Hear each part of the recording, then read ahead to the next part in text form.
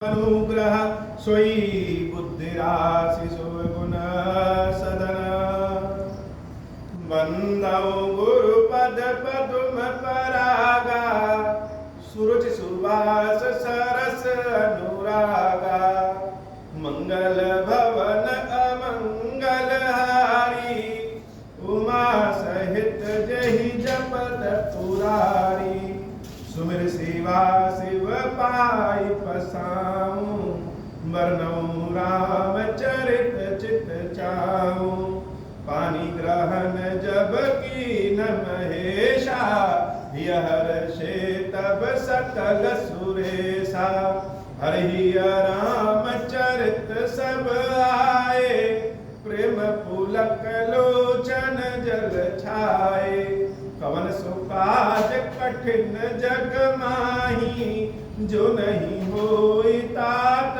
तुम पाही राम काज लगी तब अवतारा सुनता ही भयऊ पर्वता कारा। हे महादेव इस जगत में बाबा इस जीवन में बाबा न कोई कार्य कठिन है नहीं कोई कार्य संभव है भैया सारे कार्य सरल और संभव हो जाते हैं बाबा अगर आपकी कृपा हो जाए। छल करि टारे तासु जग प्रभु सुर कारज कीन जब ते ही जाने मर्म तब श्राप कोप करि दीन तासु श्राप हरि दीन प्रमाना कौतुक निधि कृपाल भगवाना कहाँ जलंधर रावण भयो रनहति राम परम पद दयो एक जन्म कर कारण एहा जहि लागी राम धरी नर देहा प्रति अवतार कथा प्रभु केरी सुनु मुनि बरनी कबिन खनेरी। कल की कथा में हम लोगों ने सुना कि देवी लक्ष्मी किस प्रकार से वृंदा के स्वरूप में तुलसी के स्वरूप में आई और फिर तुलसी किस प्रकार से भगवान विष्णु को श्राप दिया।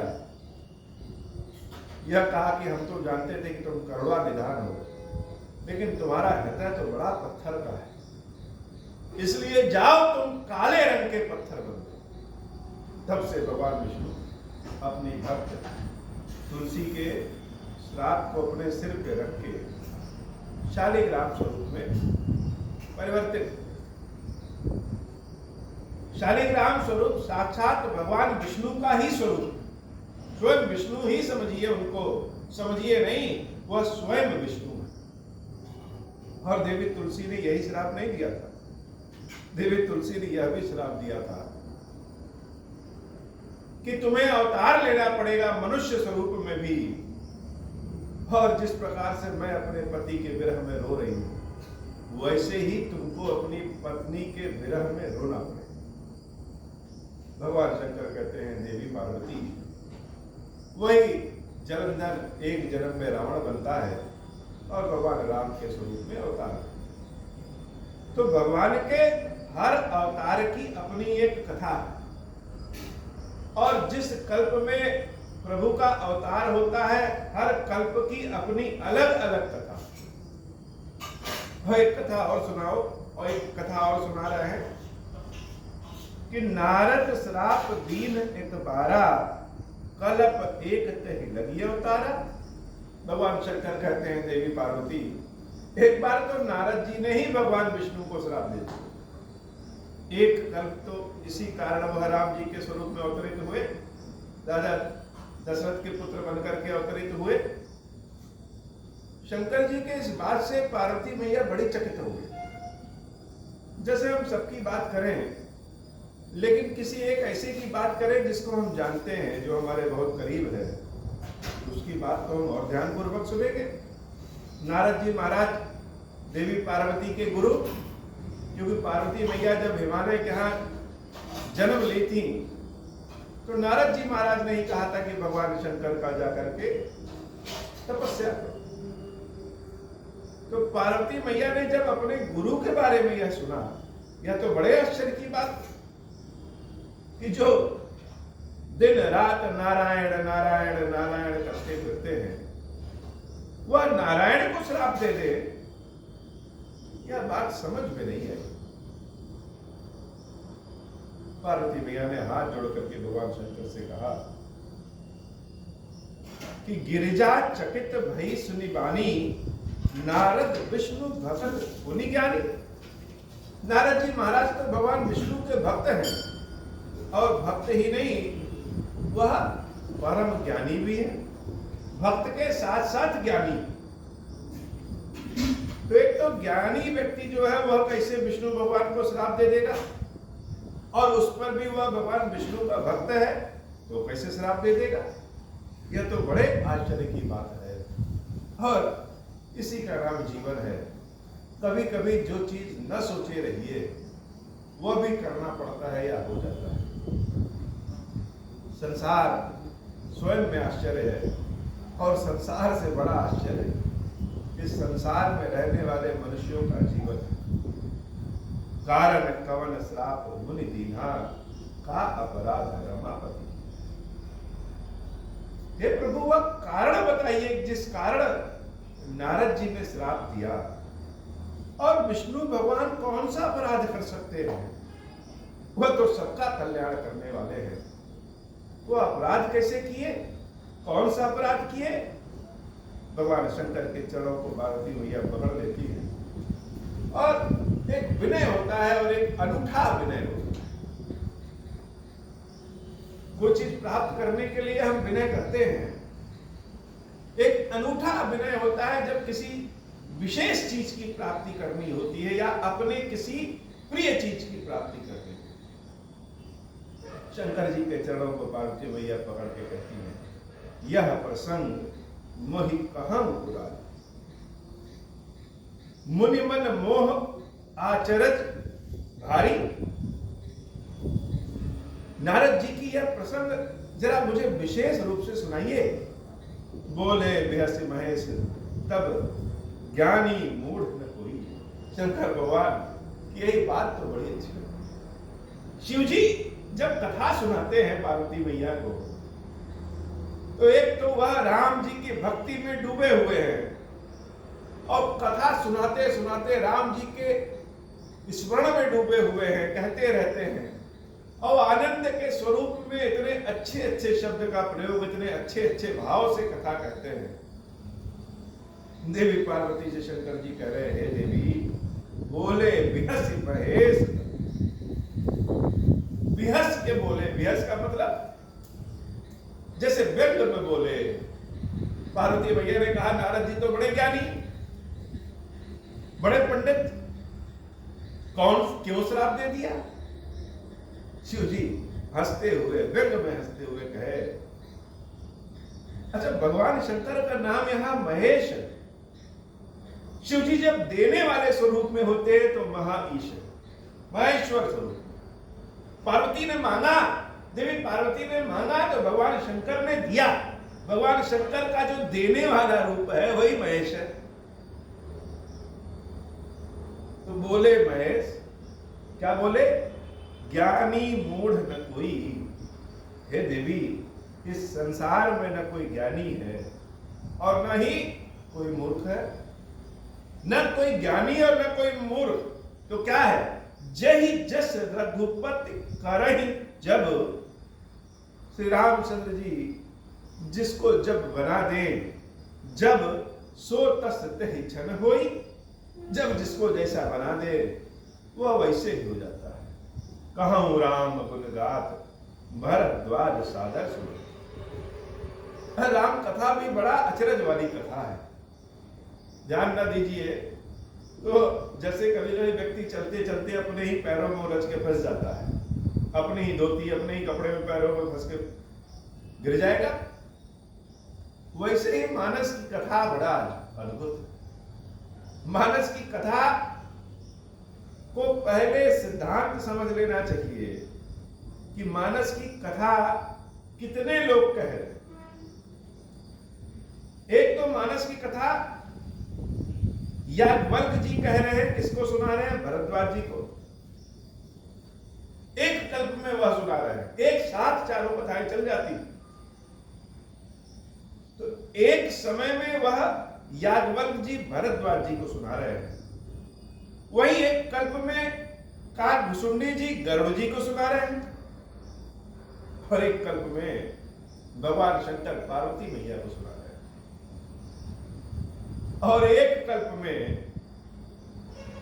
तुलसीदास जी खुद ही कह रहे हैं, खुद ही सुन रहे हैं, क्योंकि कलयुग में कथा खुद ही कहना पड़ता है और खुद ही सुनना पड़ता है। शंकर जी तो पार्वती जी को, याज्ञवल्क्य जी भरद्वाज जी को, काकभुसुंडी जी महाराज गरुड़ जी को कथा सुना रहे हैं, लेकिन तुलसीदास जी की कथा वो अपनी कथा खुद ही कहते हैं और खुद ही सुनाते हैं। और पांचवें कल्प में या मान लीजिए पांचवें चरण में तुलसीदास जी के अलावा और जितने कथावाचक हैं जो श्री रामचरितमानस को सुन करके पढ़ करके कथा सुनाते हैं, वह एक चरण, एक ही कथा को एक ही समय में लगभग 5 लोग कह रहे हैं। तो 3 लोगों के पास तो श्रोता हैं, लेकिन तुलसीदास जी के पास और आज के कथावाचकों के पास श्रोता नहीं। श्रोता किसके? श्रोता तो मनोरंजन के हैं, कथा के श्रोता नहीं। यह बड़े खुशनसीबी की बात है, महादेव जी की कृपा है कि हमारी कथा को सुनने के लिए स्वयं महादेव जी कथा सुन रहे हैं। महादेव जी जैसे काकभुसुंडी जी के आश्रम में हंस का भेष बना करके छुप करके कथा सुनते थे, वैसे ही इस खीरेश्वर आश्रम में महादेव और महादेवी साक्षात कथा सुन रहे। तो देवी उमा को शिव जी ने कहा कि इस संसार में न कोई पंडित है और ना ही कोई मूर्ख है, जब जब जिसको राम बना दे वह बन जाता है। इस बात से भरद्वाज जी महाराज बड़े प्रसन्न हो गए। अब सोचिए भरद्वाज जी कैसे प्रसन्न, शंकर जी तो पार्वती जी को कथा सुना रहे हैं, इसमें भरद्वाज जी कहां आ गए? यही तो समझने की बात है कि कथा भरद्वाज जी को याज्ञवल्क्य जी सुना रहे हैं, कथा वो सुना रहे हैं जो शंकर जी ने पार्वती जी को सुना। तो जब यह कहा कि संसार में न कोई ज्ञानी है और न ही मूर्ख है, जिसको जब राम बना दे वही, इस बात से भरद्वाज जी महाराज भी एकदम चहक उठे। और याज्ञवल्क्य जी जो कथा सुना रहे हैं उन्होंने विशेष ध्यान दिया। कहूँ राम गुण गात भरद्वाज सादर सुनूं, भव भंजन रघुनाथ भज तुलसी तजिमान मत। याज्ञवल्क्य जी भरद्वाज जी से कहते हैं, भरद्वाज मेरी बात को सादर सुन, कोई तर्क वितर्क नहीं करना, गुरुओं की बात को कभी कभी अक्षरशः मान लेना चाहिए, सादर सुन लो। क्या? भव भंजन, इस संसार के कष्ट को, भव सागर के कष्ट को अगर कोई दूर करता है तो वह श्री रामचंद्र जी करते हैं। इसलिए भज तुलसी तजिमान मत, अपमान छोड़ करके, सम्मान छोड़ करके, हर तरह का यह सब स्वाभिमान छोड़ करके रामचंद्र जी के चरणों को भज लो, उनके नाम को भज लो, प्रभु के नाम को भज लो। हिमगिरी गुहा एक अति पावनी, बह समीप सुरसरी सुहावनी। कथा शुरू हो गई नारद जी की कि एक बार की बात है कि नारद जी महाराज नारायण नारायण कहते हुए चले गए हिमालय पे। आश्रम परम पुनीत सुहावा, देखी देव ऋषि मन अति भावा। वहां एक गुफा नारद जी महाराज। तो जो जिस स्वभाव का होता है उस स्थान पे जब पहुंचता है तो सबसे पहले अपने प्रिय कहीं हम घूमने जाएं और अकेले जाएं तो हमें अपने प्रिय याद आ जाएंगे कि काश वो हमारे साथ होते तो और आनंद बढ़ जाता। नारद जी महाराज के पास कौन है? उनके तो नारायण है। भक्तों के पास भगवान के अलावा कौन होता है? कहीं पीपल का पेड़ मिल जाए तो भक्त सोचता है यही भगवान बैठ जाए, कहीं हिमालय दिख जाए तो भगवान सोचे कि लाओ यहीं बैठ जाए, नदी का किनारा मिल जाए तो भी भक्त सोचता है लाओ यहीं बैठ जाए। जहां भी एकांत और सुंदर रमणीक वातावरण मिला वहां अपने प्रभु को याद करने लग जाता है। नारद जी महाराज जब पहुंचे हिमालय, अब हिमालय पे पसीना तो होना नहीं, गर्मी तो होनी नहीं, हिमालय का वातावरण बड़ा आनंदमय, न प्रदूषण है, न पसीना है, न गर्मी है, न मच्छर है।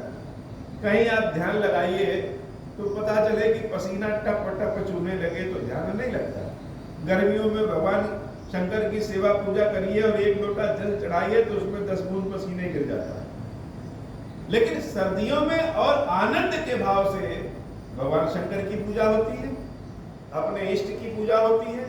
तो नारद जी महाराज जब हिमालय पहुंचे तो एक गुफा देखे तो उनका मन किया कि लाओ जरा यहाँ विश्राम कर ले, थोड़ा बैठ करके देखे। बड़ा सुहावना मौसम है, वातावरण है, दृश्य है।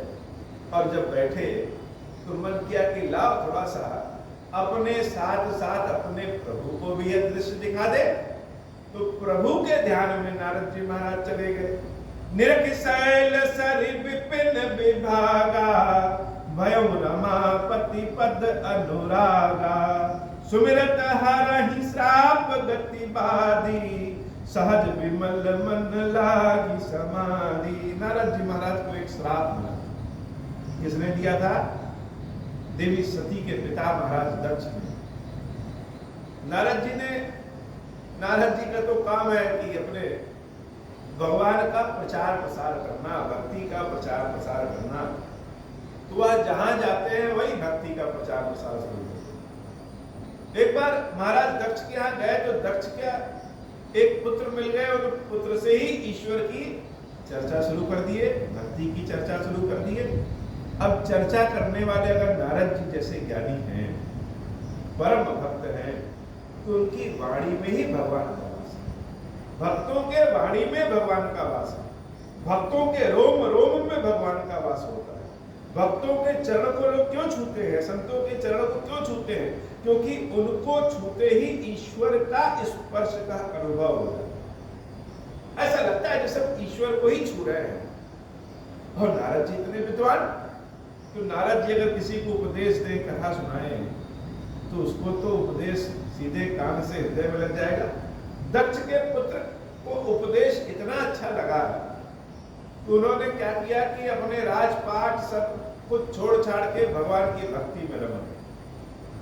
और जब महाराज दक्ष ने सुना कि नारद जी ने मेरे पुत्र को वर दिलाया है, तो नारद जी को श्राप दे दिया कि जाओ, मैं श्राप देता हूं कि तुम कभी एक जगह स्थिर नहीं हो, एक जगह स्थिर ही नहीं होगे।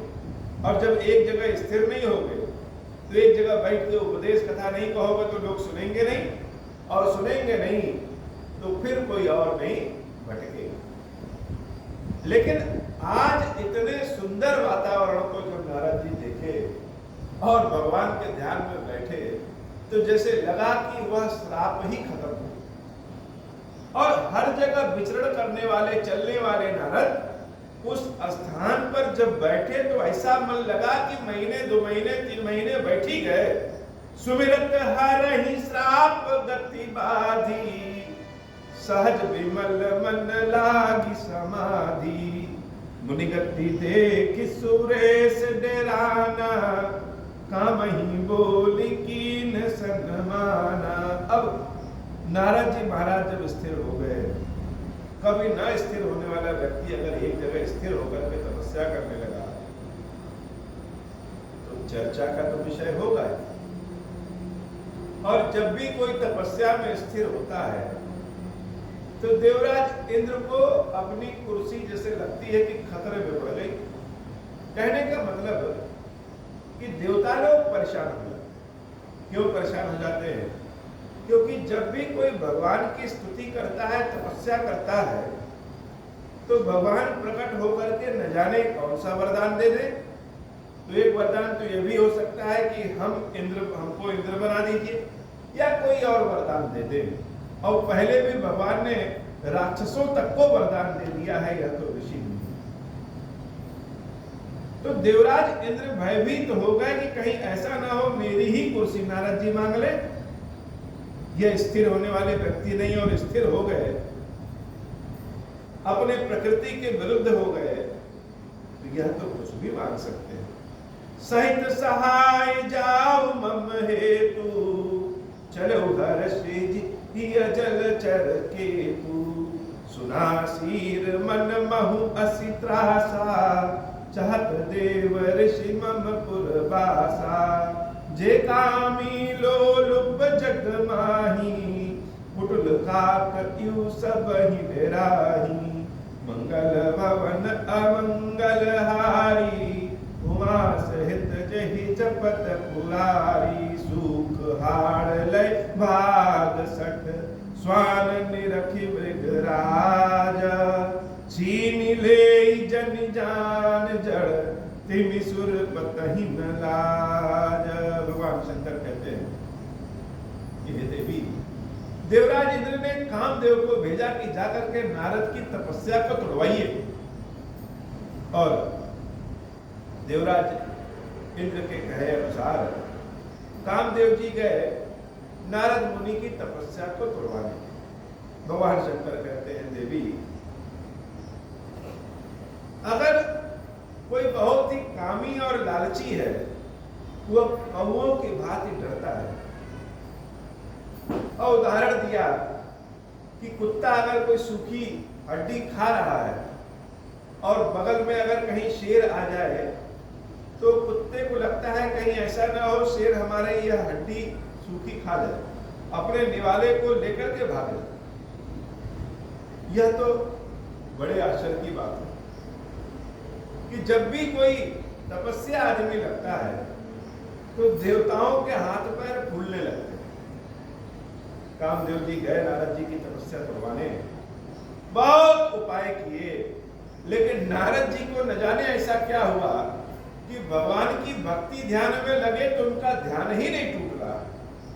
तही आश्रम ही मदन जब गयाऊं, निज माया बसंत निर्मयाऊं, कुसुमित विविध बिटप बहुरंगा, पूजहि कोकिल गूंजहि भृंगा, चली सुहावनि त्रिविध बयारी, काम कृषानु बढ़ाव निहारी, रंभादिक सुर नारी नबीना, सकल असम सर कला प्रवीणा, करहि गान बहुतान तरंगा, बहुविध क्रीडहि पानी पतंगा, देखि सहाय मदन हर्षाना, किनसि पुण्य प्रपंच विधि नाना, काम कला कछु मुनहि न व्यापी, निज भय डर मनोभव पापी, सीम की चापी सकई को तासु,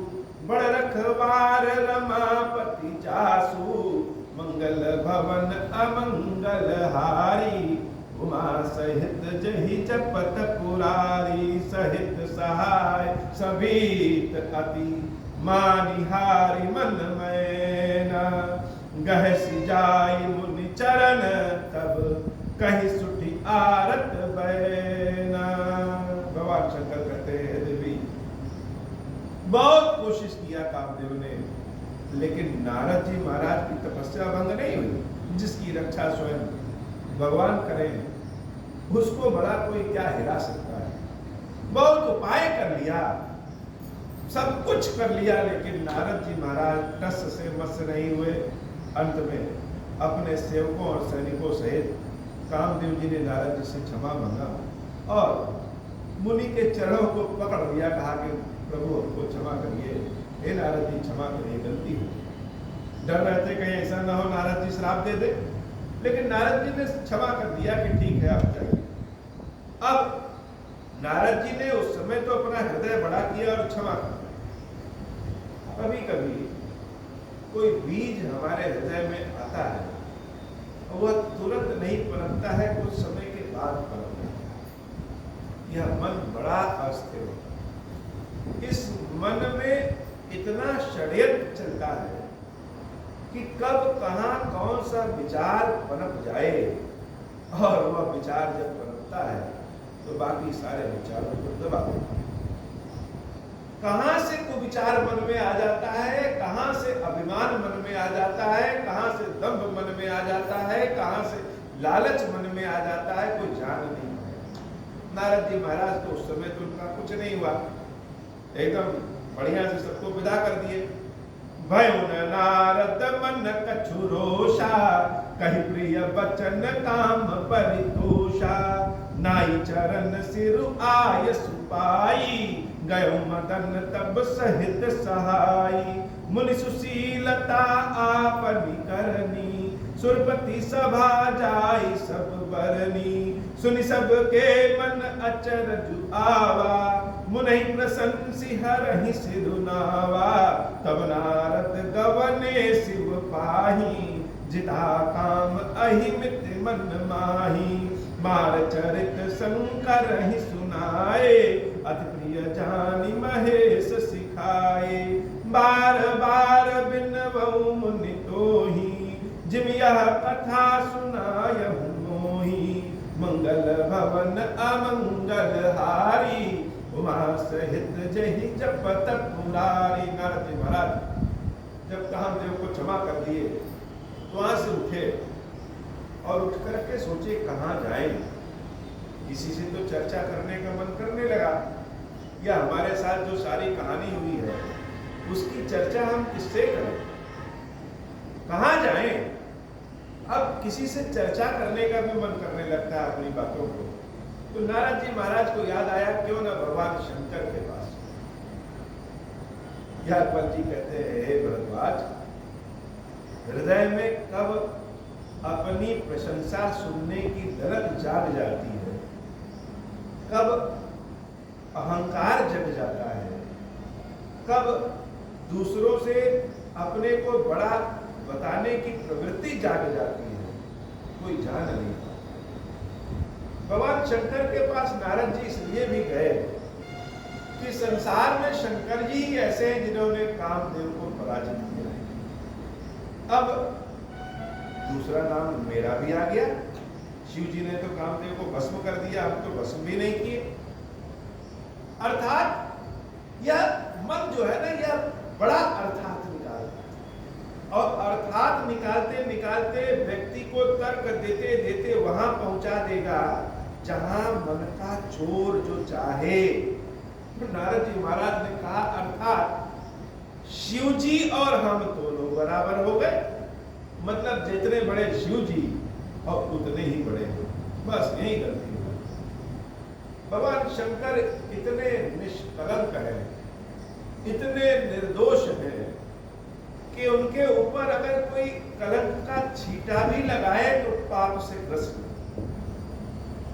शिव जी के पास नारद जी महाराज गए और जाकर के अपने इस चरित्र को शिव जी को सुनाया कि प्रभु हम ऐसे ऐसे गए। व्यक्ति सुनाता तो एकदम धीर गंभीर होकर के और दब कर कि हमारे मन में कोई अहंकार नहीं है, लेकिन अहंकार कब पैदा हो जाता है जानता है।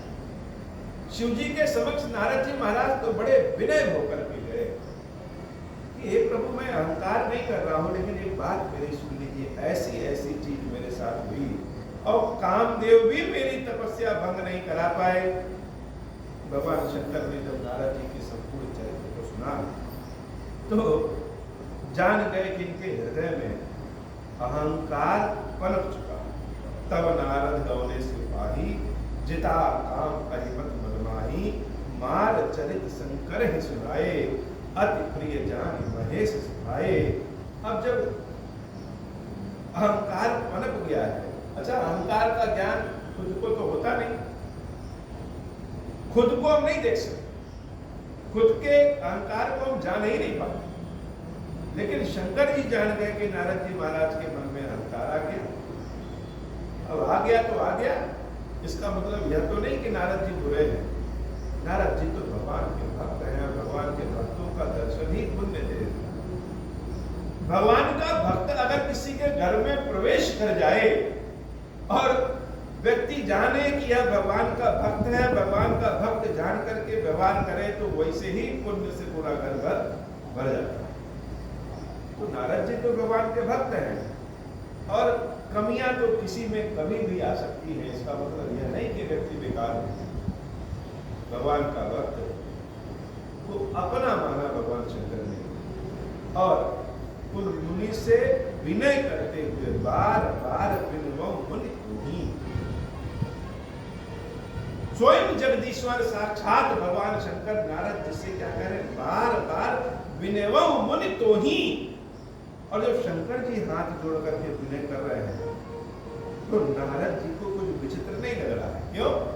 क्योंकि नारद जी तो पहले तुलना कर दिए कि हम और शंकर जी दोनों बराबर, और यहां तक तो नारद जी को लगा कि हम तो शंकर जी से भी बड़े, क्योंकि शंकर जी ने तो कामदेव को भस्म कर दिया था। हम तो क्रोध भी नहीं किए। जो संत होते हैं वह क्रोध नहीं करते, अर्थात हम तो शिव जी से भी बड़े हैं। इसलिए शिव जी जब बार बार हाथ जोड़ करके विनय कर रहे हैं तो नारद जी को बुरा नहीं लग रहा है। उनको लग रहा है हमारा तो यह पद ही। कोई साधु संत आकर के अगर हमारे चरण छूने लगे तो हम तो ऐसे पानी पानी हो जाए, किसी का भी चरण छूने लगे लोग कहेंगे अरे महाराज आपके चरण हम लोग छूएंगे, आप हमारे क्यों छू रहे हैं। लेकिन शिव जी जब नारद जी को हाथ जोड़ करके विनय कर रहे हैं तो नारद जी को बुरा नहीं लग रहा है।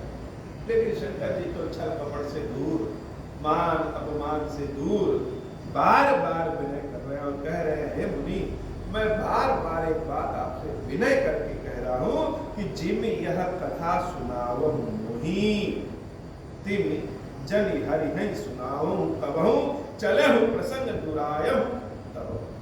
जिस प्रकार से आपने हमको यह अपनी कथा सुनाई उस प्रकार से कभी भी भगवान विष्णु को न सुनाई।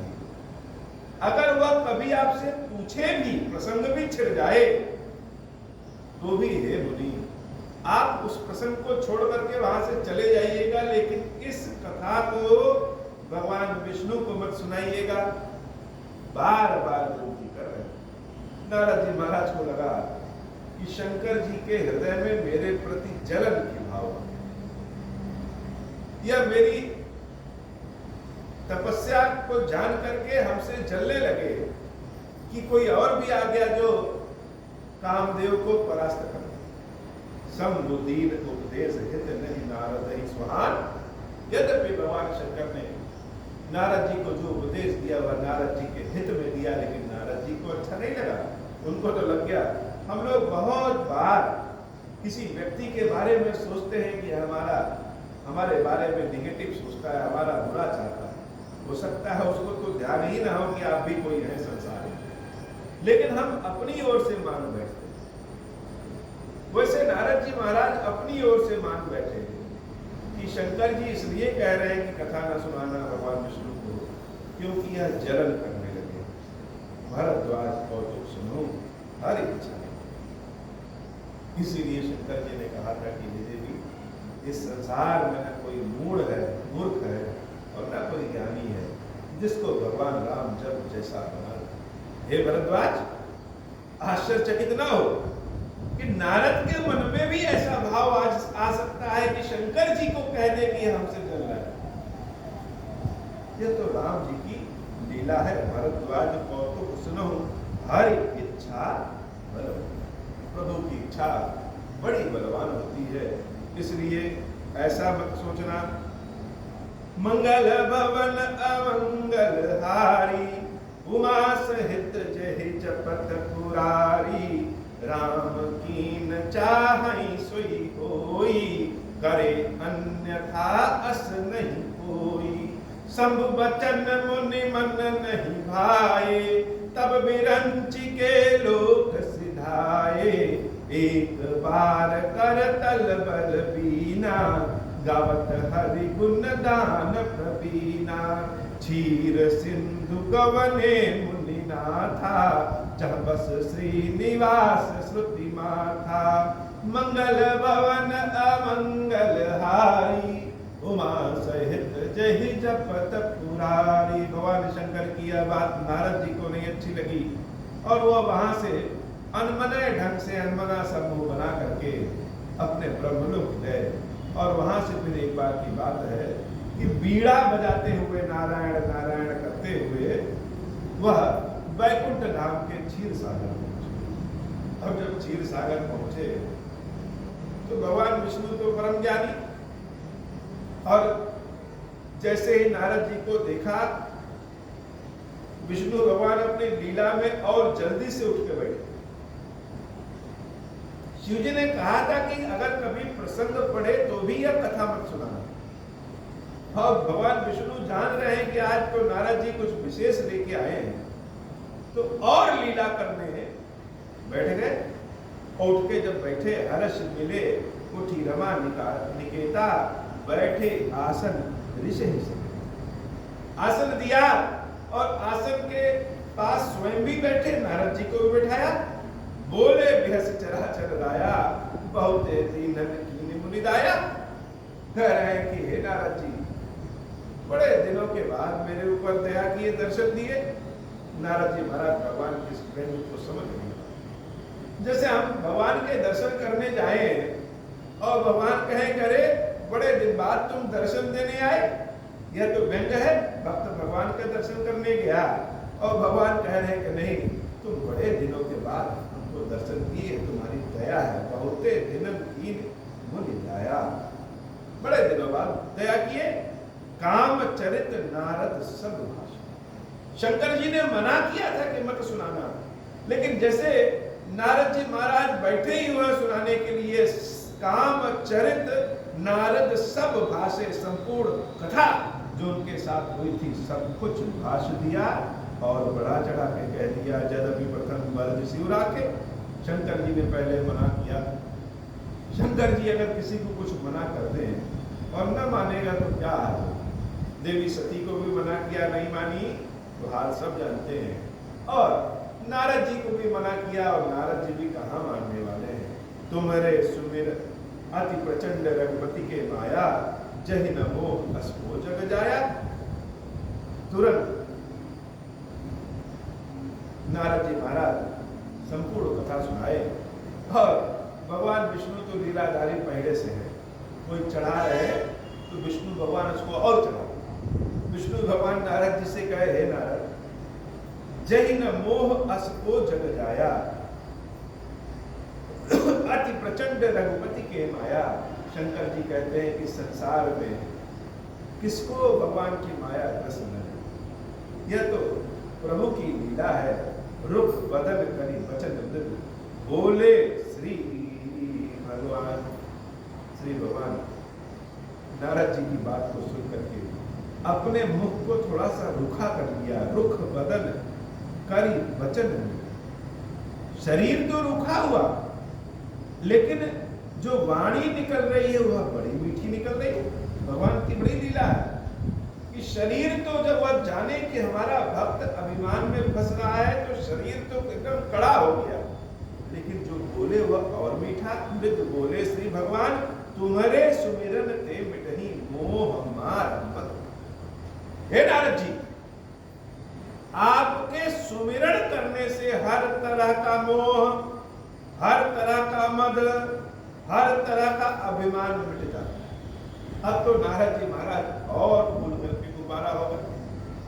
नारद जी की कथा बहुत से कथावाचक इसको हास्य व्यंग में कहते हैं, लेकिन नारद जी महाराज की कथा हास्य व्यंग की कथा नहीं।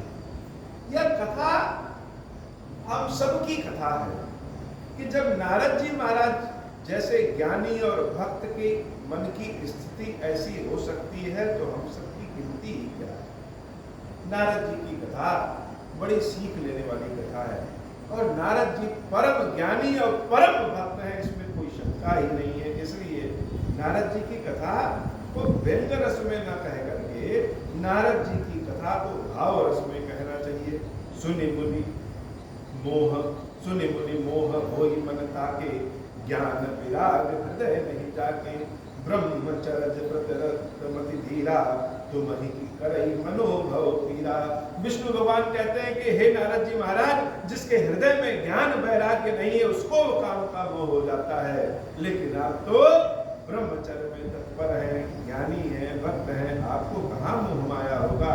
नारद कहूँ सहित अभिमाना, कृपा तुम्हारी सकल भगवान। नारद जी महाराज बोल तो रहे कि हे नाथ सब आपकी कृपा है, लेकिन कैसे कह रहे? अभिमान से। भक्त भगवान के समक्ष बुराई में भी झुका होगा, यह भक्तों की विशेषता है। वह अहंकार भी करें, गलत कार्य भी करें, कुछ भी करें, तो हो सकता है उनसे गलती होती हो, लेकिन वह फिर भी भगवान के चरणों में झुके रहते हैं, भगवान के नाम का ही सहारा। नारद जी महाराज ने यद्यपि अभिमान पूर्वक यह कहा, लेकिन कहा कि कृपा तुम्हारी सकल भगवाना। हे प्रभु, यह आपकी कृपा है, तभी हम कामदेव को परास्त कर सके। करुणा निधि मन दीख विचारी, और अंकर गर्भ तरु भारी। अब भगवान का तो भोजन ही अहंकार है। अपने भक्तों के हृदय में देखा कि अहंकार का जैसे ही बुआई हुई और उपजाई शुरू हो गई, अंकुरण शुरू हो गया, भगवान क्या करते हैं? वह भक्तों के अहंकार को किसी भी तरीके से एकदम से हरण कर दे। और नारद जी जैसा भक्त अगर अहंकार में जा रहा है, तो भगवान ने कहा, वेग सो मैं डरी हूं पुकारी, बन हमारा सेवक हितकारी। बहुत तेज वेग से हम नारद के इस अहंकार के अंकुरण को उखाड़ फेंकेंगे। यह हमारा प्रण है कि अपने सेवकों के बारे में, अपने भक्तों के बारे में हम हमेशा अच्छा ही सोचें, उसके लिए कुछ भी करना पड़े। मुनि कर हित मम कहो तो होई, अवश्य उपाय कर विमय सोई। तब नारद हरिपद सिर नाई, चले हृदय अहिमति अधिकाई। श्रीपति निज माया तब प्रेरी, सुनहु कठिन कर नीत ही केरी। मंगल भवन अमंगल हारी, उमा सहित जहि जपत पुरारी। प्रभु क्या करते हैं कि अगर किसी में अहंकार है तो उसकी अहंकार को वो पहले और बढ़ा देते हैं। अहंकार और बढ़ जाता है, तब पूरे पेड़ सहित उसको उखाड़ करके फेंक देते हैं। तो नारद जी महाराज के मन का अहंकार भगवान विष्णु के वचनों से और बढ़ गया, और विष्णु भगवान को प्रणाम करके नारद जी महाराज और ढेर सारा अहंकार लेकर के वहां से चल दिए। भगवान विष्णु ने माया किया, श्रीपति निज माया तब प्रेरी, सुनाओ कठिन कर नीत ही केरी। ऐसे ही हम भक्तों में भी जब अहंकार हो जाता है, मद हो जाता है, तो भगवान किसी न किसी तरीके से केन प्रकारेण उसको उखाड़ी फेंकते हैं। अपने कर्मों की सजा हम सब लोग भुगतते हैं, और भगवान को कहते हैं कि भगवान कलयुग में अपने भक्तों की सुनते ही नहीं। सच्चाई यह है कि यह भगवान सुनते हैं, तभी हमारी यह स्थिति हुई, नहीं तो फिर 84 लाख योनियों के जन्म मरण के चक्कर में जीव जब पड़ता है तो घूमता रहे घूमता रहे घूमता रहे। लेकिन प्रभु क्या करते हैं? प्रभु बहुत बड़े कष्ट को भी छोटा से बना करके समाप्त कर देते। फिर जो बहु नगर तई सत जोजन विस्तार, श्रीनिवास रचना विविध प्रकार। हे बाबा, आज की कथा इतनी ही। श्री खीरेश्वर महादेव जी के श्री लीला जी हम सब के ऊपर भगवान कृपा करें। हे प्रभु, हम सब के ऊपर कृपा करें। हे प्रभु, हम सब के ऊपर कृपा करें। हे प्रभु, जैसे सब कार्य तो आप ही करने वाले होते हैं, लेकिन कोई ना कोई माध्यम देते हैं। जैसे जानवरों को आप उनके दांत बड़े बड़े कर देते हैं, नाखून बड़े बड़े कर देते हैं, उनको भोजन करने के लिए तो देते आप ही हैं, लेकिन वो अपने दांत नाखूनों से अपने भोजन को करते हैं। हर तरह के पशु हो, वह घास में रहने वाला हो, जल में रहने वाला हो, जिसकी जैसी आवश्यकता आप वैसा ही रूप उसको बना देते हैं। मनुष्यों को बुद्धि दे देते हैं, इस तरह से सबको करते हैं। यद्यपि सारा कार्य करने वाले आप ही हैं। जैसे कोई व्यक्ति अगर बीमार पड़ता है तो उसकी बीमारी कैसे ठीक होती है? दवा से ठीक। यद्यपि बीमारी भी ठीक आप ही करते हैं, लेकिन माध्यम क्या है? डॉक्टर और दवा। ऐसे ही यह संसार आप माध्यम के हिसाब से चलाते हैं। तो भगवान आपसे एक प्रार्थना है, विनती है कि संसार में बहुत सारे लोग कष्ट में हैं, बहुत सारे लोग परेशान हैं, समस्याग्रस्त हैं, चाहे हम हो चाहे कोई हो, सारे लोग कष्ट में और समस्याग्रस्त हैं। तो लोग आपके पास हाथ जोड़ करके आते हैं कि प्रभु हमारे कष्ट को दूर करो। वह जानते नहीं है कि कैसे क्या करना है, कितना करना है, हमने क्या पाप किया, बस चाहते हैं कि आप कृपा करें। लेकिन जैसे हम जब तक कोई दवा न खाएं तब तक लगेगा ही नहीं कि ठीक हुए, वैसे ही वह चाहते हैं कि आपका आशीर्वाद उनको मिले। कोई फूल पत्ती, कोई बेल पत्र, कोई उनको गमछा प्रसाद मिल जाए, कहीं कोई ऐसा प्रसाद मिल जाए जिसको वो अपने घर ले जा सके। इसलिए कृपा करिए कि आपके माध्यम से, आपकी कृपा से रुद्राक्ष से आपकी सेवा कर सकें और वह रुद्राक्ष जब भक्तों के पास जाए तो उनके कष्ट को दूर कर सके, उनकी समस्याओं को दूर कर सके और इस मंदिर के भी धन समृद्धि को बढ़ाए। हम सबको अपनी सेवा में बाबा लगाए रखें, ऐसी कृपा करिए। श्री खीरेश्वर महादेव जी की श्री मैया जी हम सब के ऊपर बाबा कृपा करिए। अब हो प्रसन्न प्रभु मोह पर, नाथ दीन पर नेहु, निज पद भगति देहु प्रभु, पुनि दूसर बर देहु। तब माया वश जीव जड़, संतत फिरहि पुराना, हम पर क्रोध न करिय प्रभु, कृपा सिंधु भगवान। शंकर दीन दयाल, अब हम पर हो कृपाल, साप अनुग्रह होई जहि विधि, नाथ थोरहि काल। दीन दयाल विरुद्ध संभारी, हरहु नाथ मम संकट भारी। जहि विधि होई नाथ हित मोरा, करहु सुबेगी जानि दास मैं तोरा। राम राज बैठे त्रैलोका, हर्षित भय गए सब शोका। जे सकाम नर सुनहि जे गावै, सुख संपत्ति नाना विधि पावहि। जो इच्छा करि हूँ मन माहि, हरि प्रसाद कछु दुर्लभ नाही।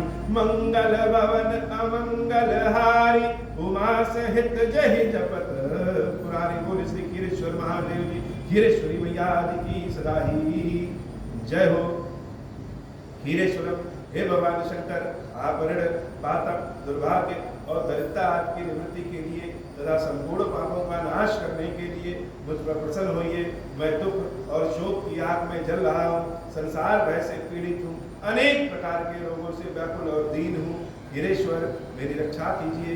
देव देवेश्वर, सबको निर्भय कर देने वाले महादेव जी, आप यहाँ पधारिए और मेरी की हुई इस पूजा को पार्वती जी के साथ ग्रहण कीजिए, मेरा मंगल करिए। महादेव शिव शंभो। ओम श्री राम